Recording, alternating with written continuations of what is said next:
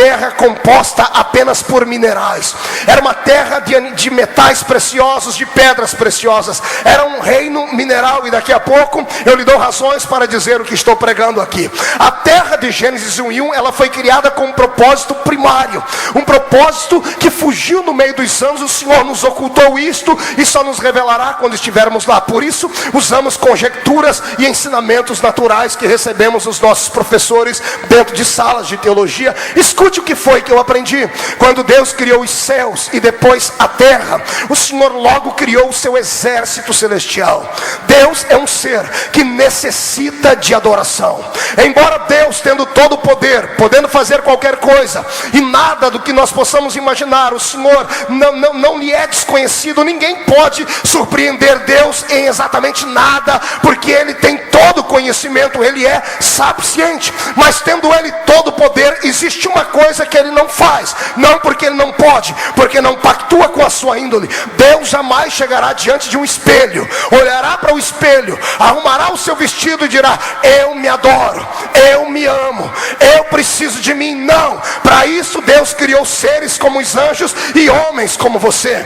Deus espera 24 horas por dia que você abra essa sua boca santa e dê uma rajada de glória ao coração dele.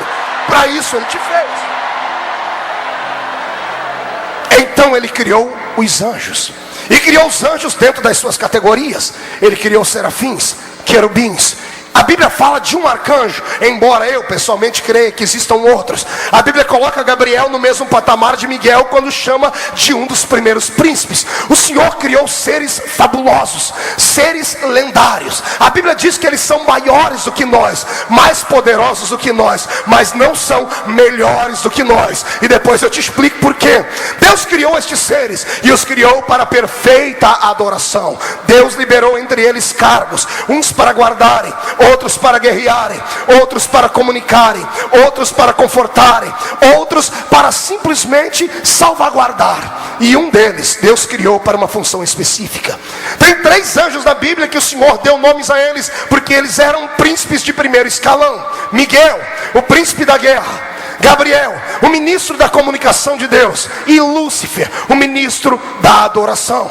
Embora tenha sido ele um querubim, a Bíblia especifica que linguagem de querubim ele era. Ele não era um querubim que ficava com espada na mão para guardar. Ele era um querubim ungido da guarda. A palavra querubim ungido da guarda significa aquele que guardava a adoração. Lúcifer era uma espécie de maestro, era uma espécie de ser que havia existido por Deus para que pudesse simplesmente trazer alegrias para o coração do Senhor. Eu creio que ele era um poeta. Acredito ainda mais que ele era um grande compositor. Palavras como aleluia, como glórias a Deus, como amém, que não são palavras naturais, são palavras que também são ditas no céu. Para mim foram palavras que nasceram dentro dele. Ele ensinou isso para os demais anjos. E como ele nasceu para adorar, e como ele foi criado para levar outros anjos a adorarem a Deus, ele era um maestro desse coral.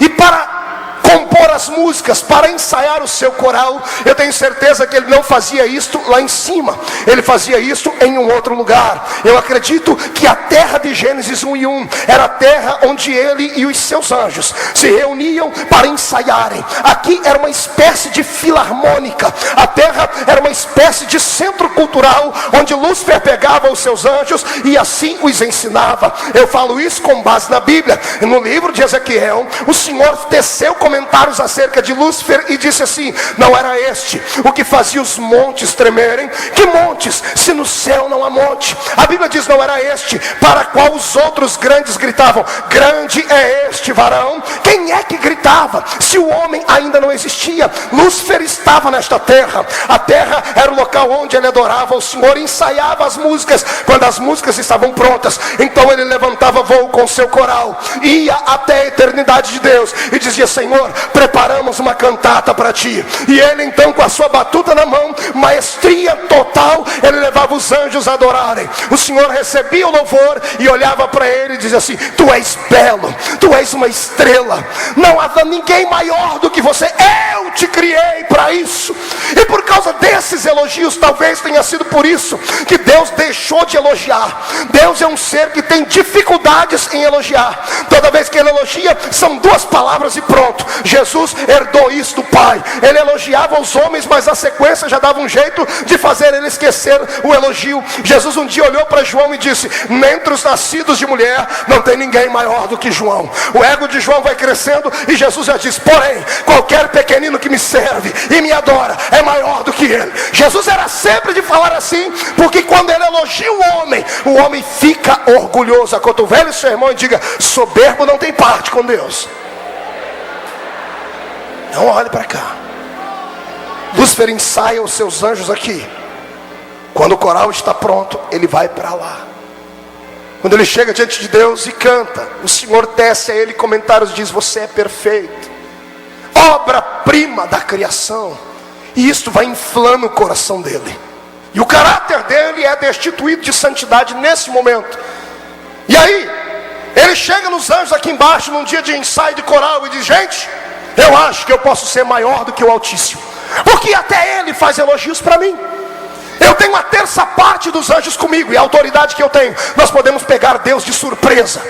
Ele pensou que ele ia fazer Deus sair do trono, colocar uma couraça de justiça, uma espada na mão e ir brigar com ele.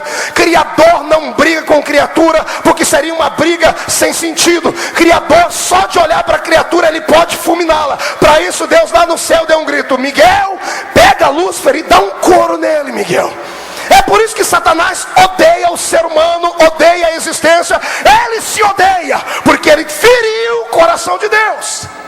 A Bíblia diz assim: tu dizias no seu coração: eu subirei ao céu. Capítulo 13 e 14 de Isaías. Eu subirei ao céu, acima das estrelas, de Deus exaltarei o meu trono. Ele pensou em fazer.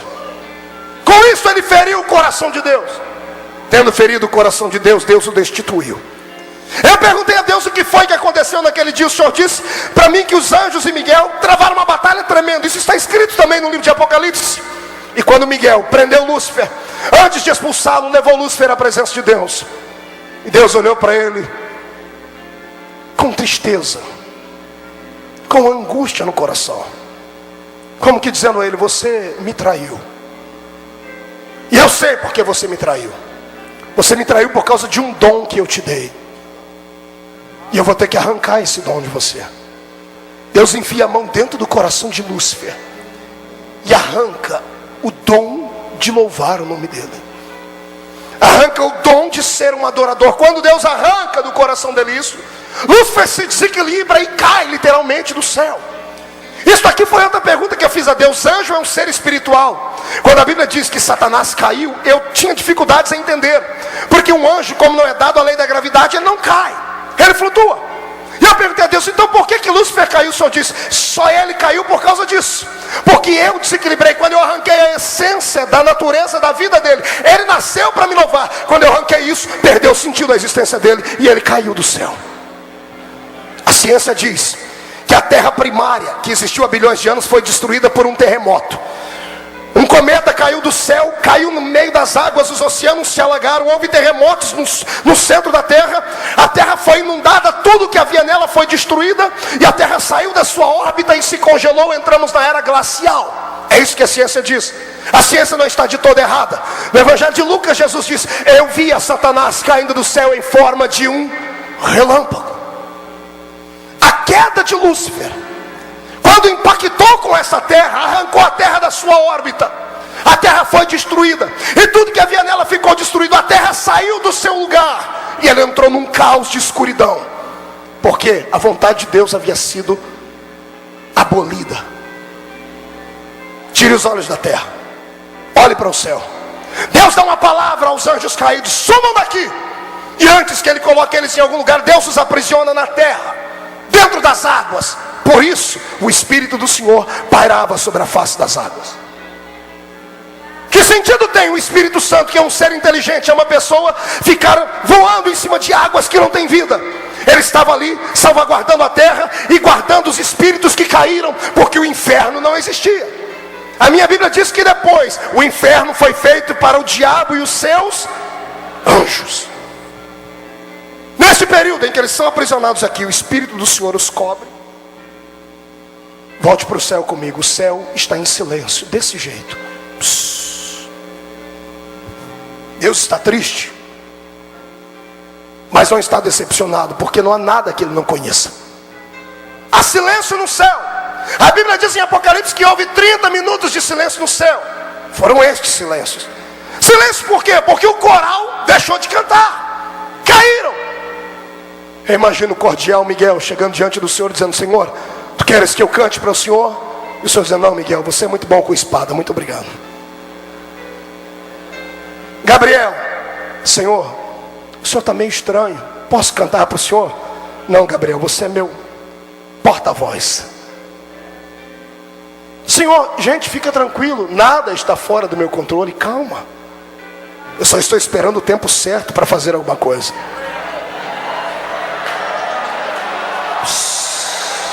Segure. Deus está em silêncio, olhos fechados, sentado no trono. O Espírito Santo voando sobre a terra. Lúcifer e os demônios caídos agora. De repente o Senhor abre os olhos, dá um sorriso colgate. Aparelha em uma das minhas carruagens, porque eu vou fazer uma visita em uma outra dimensão. Deus senta nas asas de um querubim e voa. Quando ele sai do seu céu de glória, ele chega dentro do segundo céu, no mundo cósmico. E ele olha e vê que o céu cósmico está negro, está tudo nebuloso. Quando ele olha para a terra que estava lá embaixo destruída e caótica, o Senhor, que não fez nada para ser destruído, dá um grito no céu e diz assim: haja luz!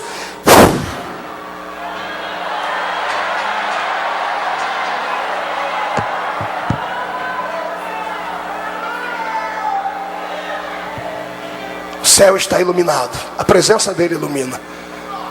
Deus está sorrindo, um grupo de anjos acompanha ele e ficam num canto do céu cantando. Ele diz: cantem enquanto eu reconstruo isso aqui. Lúcifer estava aprisionado e só diz: Espírito Santo, já arrumei um lugar para ele, o limbo do inferno, leve ele para lá, nas regiões celestiais, dá perto. O Senhor olha para a terra, traz ela para sua órbita, olha para a terra e diz: que bagunça, vamos colocar em ordem. Água, se separe da terra. Firmamento, que são gases, firmamento